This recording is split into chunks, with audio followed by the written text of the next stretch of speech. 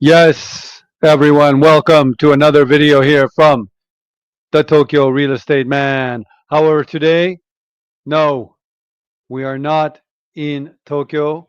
We are in my home prefecture or my wife's home prefecture. So, been married to my wife for about 20 years now. So, it's kind of my home prefecture of Niigata. And this is Niigata right here. And my wife is from this little town here that's known as Tokamachi. And I just happen it's one of these areas that I just know really well, and we're going to Japan next month, and I'm kind of excited about being able to do some videos here from Tokamachi, and then uh, I had a look here in the real estate market because this sort of ski area here fascinates me as probably the best deal or the really the best deal for skis. If there's ski real estate in the world, I think these are the best deals. Here is down here where I'm circling this yellow mouse. Do people use a mouse anymore? This mouse indicator is Yuzawa, and then here is the famous resort of Gala, which is probably like the you see right there, Gala Yuzawa.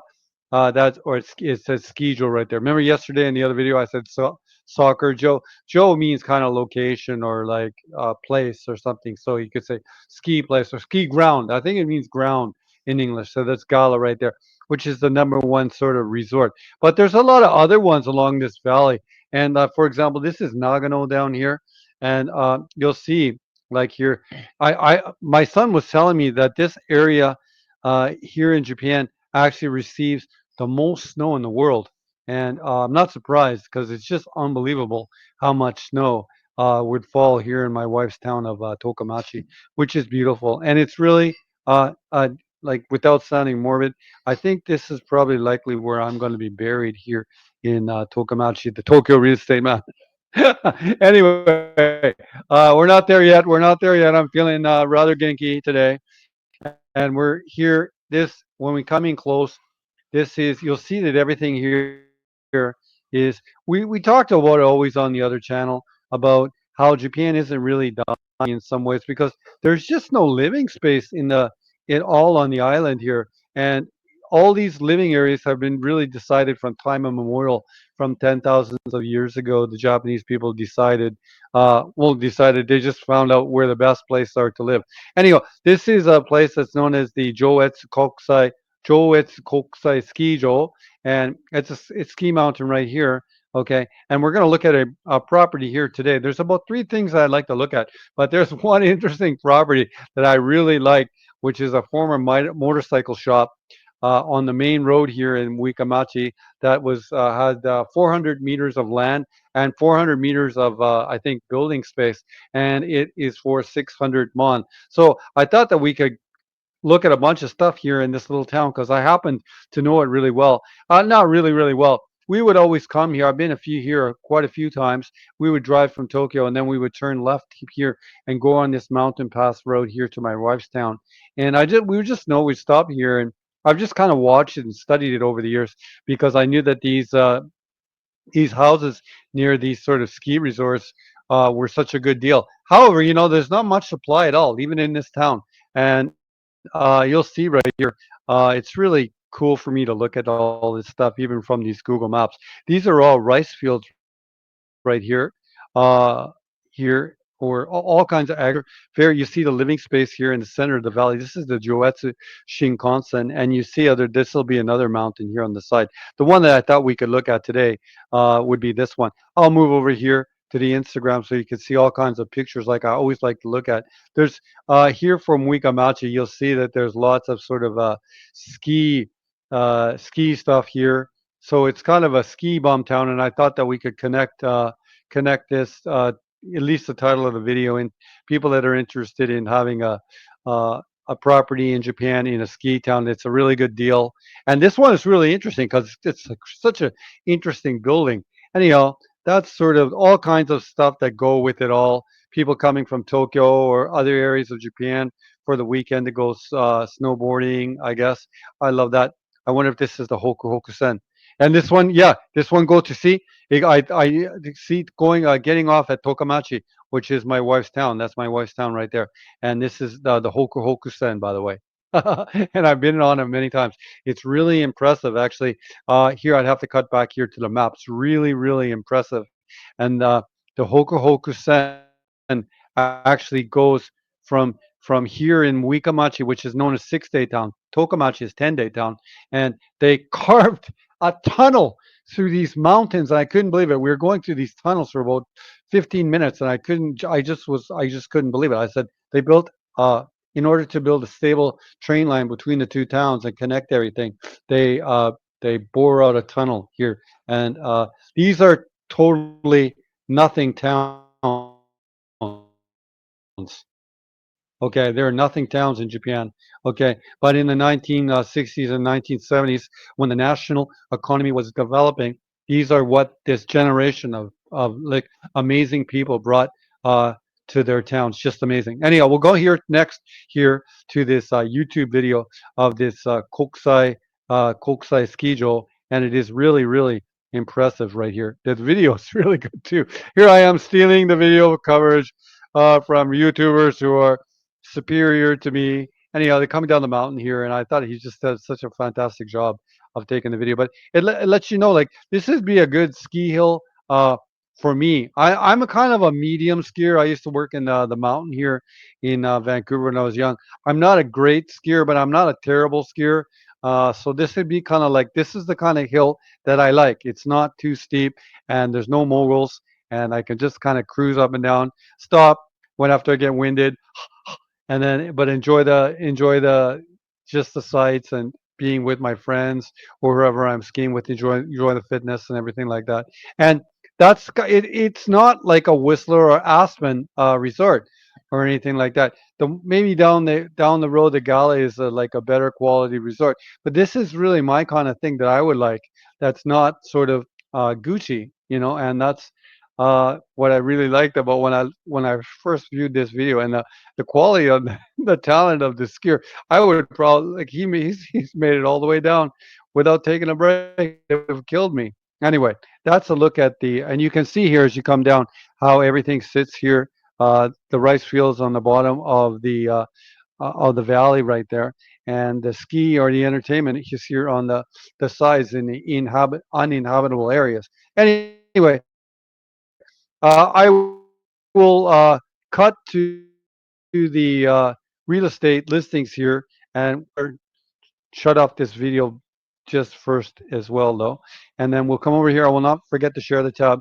This is Muikamachi right here, and in the marketplace, there's basically nothing. There's like nothing here. There was only three things that interested me, and the first is this motorcycle shop, and then there was two other things that I found, motorcycle shop, and there was one house that is a new build, and I thought we could at least cover it briefly to at least look at the price. Anyhow, let's move over here to the first listing, which was the major listing that I did want to look at, which is this former motorcycle shop, and it might still be operating as a motorcycle shop. And this is it right here, and it's kind of on the main Shoten guy here, or the shopping street here in Wikamachi, and it's been beaten down. And you can see though, like it has this sort of rain cover or snow cover, which you'd see in the 1960s and 70s towns in out throughout Japan, and they cover in order to make the shopping areas uh, just easier to use for people, so you wouldn't get wet. They covered them up. Anyhow, this is it right here. But it's interesting because right beside it here is a new build or a house that's recently been built. So this land does have some value to it.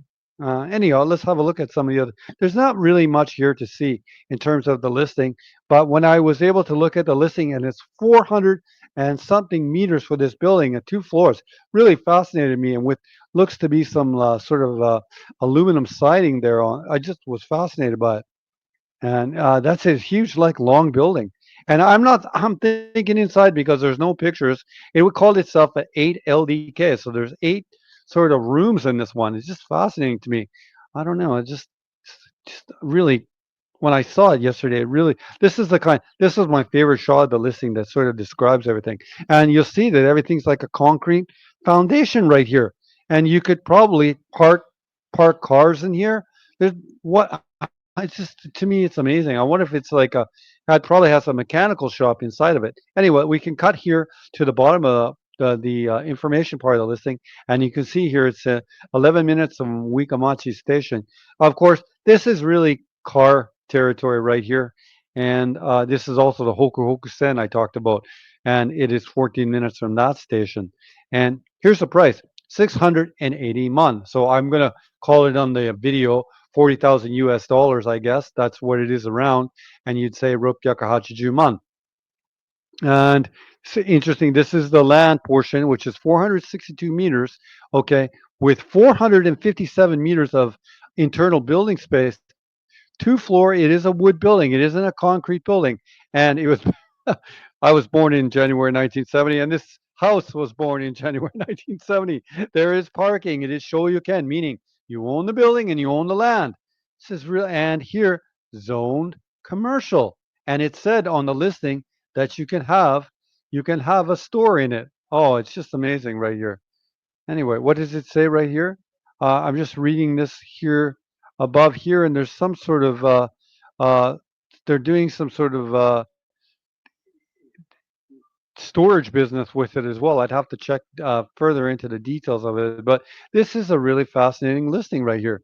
And the owner is presently living in the space, which is Shoyu Sha Jukyo, or yeah, Jukyo Chu. So he's presently living in the space. Fascinating. Usually, this stuff doesn't really enter the market. Anyhow, we'll come up here to uh, to the actual location of it right there, and it sits here right in the center of the town. And this is just a small town in the middle of nowhere. It's nothing special, but I did show you in the Google Maps, though, its proximity, though, to the ski mountains. So this is really neat. It's such a huge house, too, as well. And we can try to land you here right in front of the store right there, if I can. Sometimes I'm not as effective at doing that, but yeah, there it is right there, and it is a Suzuki Yamaha uh, dealership. And let's go over here. Maybe we can look at some better pictures of it here. And what was it called here? O Okatska, I guess, or Okatska. I can't really see. You can see though. I think there's like 20 motorcycles of different kind, like 20 different bikes in here. And I'm imagining there's a shop there as well. And that is the little path to the side of the building we saw right there. Anyhow, this you can just imagine the history of this person who owned this shop is likely owned it like probably since the 1970s. It's just fascinating. And here you can have a look at the character. I talked about how they covered these streets in the 60s and the 70s. This was what I often covered in other videos. This was the Japanese mothers and the grandmothers striking out at the Japanese sort of post-war boom, saying, "Hey, what about us?" And probably calling for the Shoten guys to be covered up because they're the ones that were going out and doing the shopping while the fathers were at work. So I don't know. That's just maybe some silly speculation on my part, but I'm very proud that this person had a very successful business for many years. But again, though, here beside this one, you can see that this is unrented. So there's no question that like towns like this have been in a depression for a long time. No question about it. However, I would my first thinking this was when I looked at this one building earlier. I think Law Tech is some sort of like is this a legal firm here who has like the nicest newest buildings? There's some sort of lawyers here that have the new building here. But my idea with something like this, my first business idea is can you connect like this location to whatever it is in the new world? And the new world is you can bring the world to you through social media, for example, and even sites like Airbnb, for example, you know that you could possibly get the Airbnb license here in a place like this, and then have a service with the ski hill that's right there. This is just my first sort of thinkings with this sort of thing. Anyway, I'm happy to look here at this listing today because I just know this town a little bit, and another thing is my wife's family in Tokyo. They live in Niigata, they had a Bridgestone tire store for many years. So when I saw it at first, I thought it might have been a tire. It's not that though. It is both a Suzuki and a Yamaha dealership. Uh, just fascinated me. Other things to look at here in this town, which was really interesting, was this one for 290 mon or Nihakuju mon, which is what $10,000, I guess. And it's just this sort of little shed here with this concrete like parking space. I don't know if you could live in there or not. But what happens? What happens? There's so much snow in this area that in order to not crush the windows, you have to put wood up the building, up the side of the buildings, so as not to crush the building. So that's what's happening there. Anyhow, it's just a concrete slab here, with this little place. Now, could you live in it, for example? I don't know. just I just saw it and it fascinated me because there was nothing else for sale in this market.